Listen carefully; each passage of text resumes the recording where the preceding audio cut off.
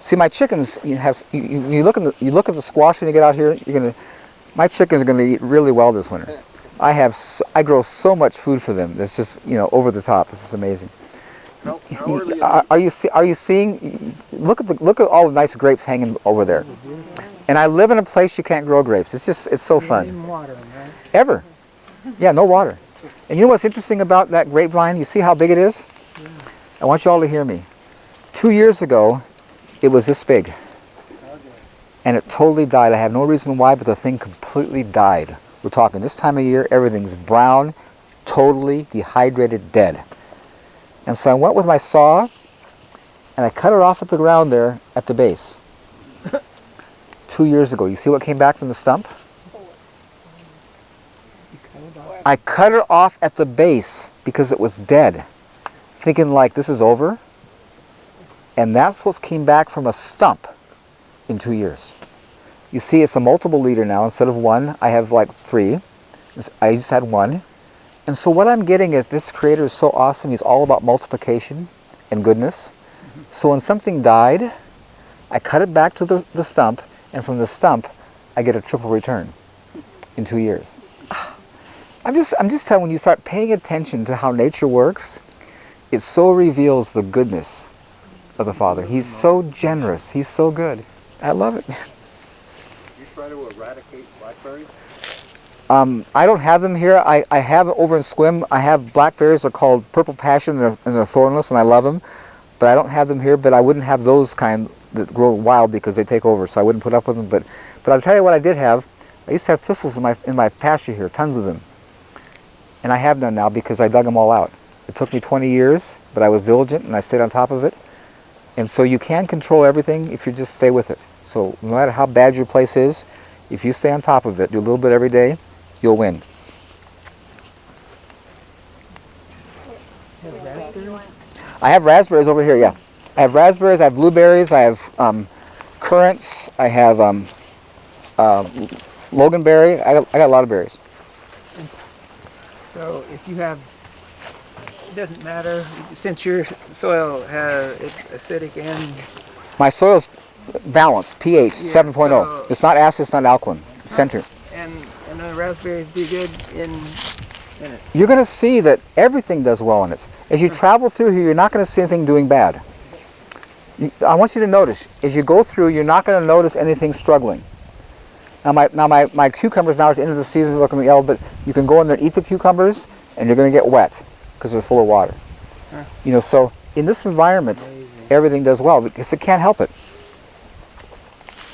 Did you encourage certain species in the pasture? No, this pasture came with the place when I bought it. It was a pasture, and I just started.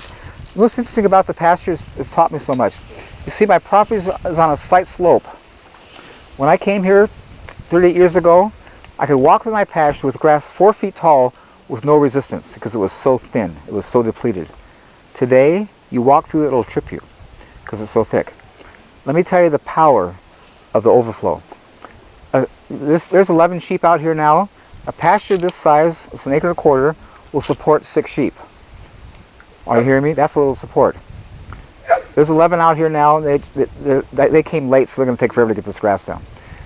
But a guy brought 54 adult sheep here several years ago. He's a farmer in town who raises sheep. He had on 25 acres.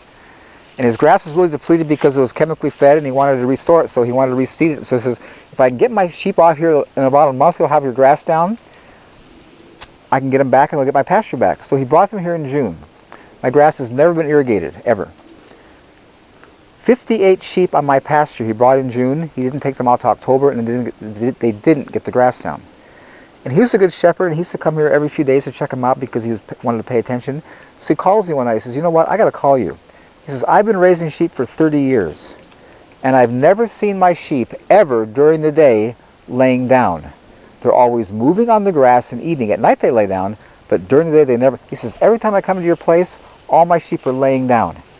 And so I get this prompting of Psalm 23. He lays them down in green pastures. I says, Fred, at your place, your sheep were never satisfied because your grass has no mineral content. This is nutrient dense, and your sheep are satisfied. That's why they're laying down, and that's why they can't get the grass down because it's nutrient dense It's just, it's so huge when you see the effect. And what I so love about this is the economics of God. You know, farmers who work hard to grow stuff. You see, you're going to see all this produce in here, all the food I'm going. It's all happening in a wood chip environment that was for free. Are you following me? And so they're taking out tons of stuff to feed all that. Here's what's so cool. After they're all done feeding all these fruit trees and all this produce, the excess, the overflow, feeds my entire pasture. And the bottom line, the cost was nothing. I'm just telling you, the economics, man, are incredible. These farmers are paying a fortune for fertilizers, and they're producing less and less, and they're doing it constantly. Well, I do nothing ever, and I get this incredible return, and the overflow does the whole pasture. This is the excess. You know, after you're all done, we got plenty to share. You know.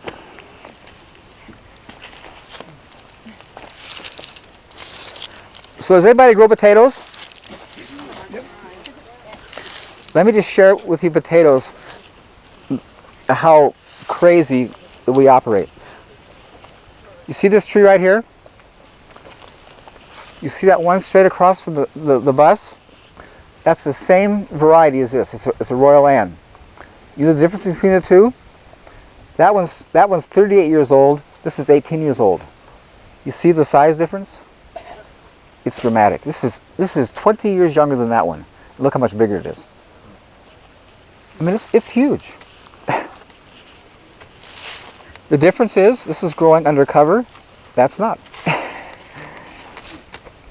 So potatoes. When you do potatoes, you till the ground usually to make it soft, and you plant your potatoes in it. As the potato grows, what do? Huh? No, what do you do from what you're always taught?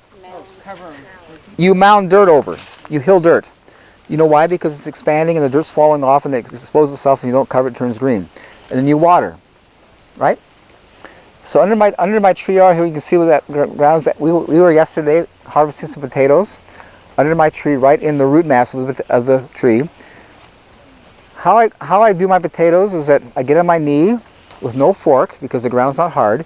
So when you use a fork to get your potatoes out, you poke holes in them, which is a drag. It messes up your potatoes. So I'm moving with my hands the wood chips. We're taking out these nice clean potatoes because they weren't dirt, they're not dirty. When I get to the bottom of the hole, I find my biggest potato, put it back in the hole and cover it, and I plant and harvest at the same moment in about a 10-15 minute period. And that is the full extent of my potato process for the whole year. I won't need to hill. You know why? I don't have to hill. Wood chips are interconnected. And as the potato grows, the wood chips lift. It doesn't fall off. And so you don't have to hill. It holds moisture. We were finding, we were down digging in here, after a summer of no rain, the soil was damp. It wasn't dry. And so it's just so amazing of all the steps I save. And, you know, and again, I tell people, if you pay attention to nature, if you've grown potatoes for years, you've always experienced the principle of volunteers. You follow me? Volunteers. Those are the ones you didn't find. You missed. And next spring, they're up ahead of everything else, far bigger and nicer than the stuff you planted. Are you hearing me? And you're not getting it. It doesn't need help. You got a whole dug plant. Don't do it in the spring. You got a whole, oh, it'll die in the winter. Well, the volunteers didn't die. They're doing fine. And here's the insanity of what you're taught. When you plant potatoes, what do you plant? Oh, the small potatoes. Small potatoes, or you cut them in pieces, right? Yeah. Are you hearing me? If you want to guarantee a small crop, that's what you do. No, really, guarantee a small crop. And here's why. You see at every eye of the potato it sends out a shoot. So by minimizing the amount of shoots, by cutting them, you reduce the input, the output. Then as the potato grows, you know what it feeds on? The potato. That's its food. So by having a small sliver, you reduce its food. So you're really intentionally trying to minimize your production. Conversely, when you plant a big potato with lots of eyes, with a lot of potato to eat, you get a massive return. You know what I love about the owner's manual? It talks about all these principles in the owner's manual. And this is why I came to the promised land. God told me an interesting fact. He says, if you give me the first fruits, that's the biggest and best, I'll bless you with abundance. The same true in nature. You always plant your very best back, because it's going to give you a higher return. When I harvest my garlic, I take my biggest garlic and plant back. When I look for seed, I look for the biggest plant to collect that seed because it's the best. And so you want to invest in your future, not subtract from your future by cutting and reducing. Again, it's just when you think about what we're doing, when you think about it, it's really stupid. And it's amazing how we keep doing it, never getting it. Like, duh, that's dumb. And a question about the potatoes. I did your method about 8 to 10 inches wood chips, the whole potato, and the bugs just came in and like ate the potatoes up. So when I went to harvest, decent harvest, but there was this bug all Well, the around. bugs were there because they were hungry. He was here yesterday when we did the potatoes. Were there any bugs? What I'm finding is that you're starting out with a deficient situation. And everything there is hungry because it's not been well fed. When things come into order, there are no issues. And so you're just going to have to be patient, but in time, you're going to overcome that.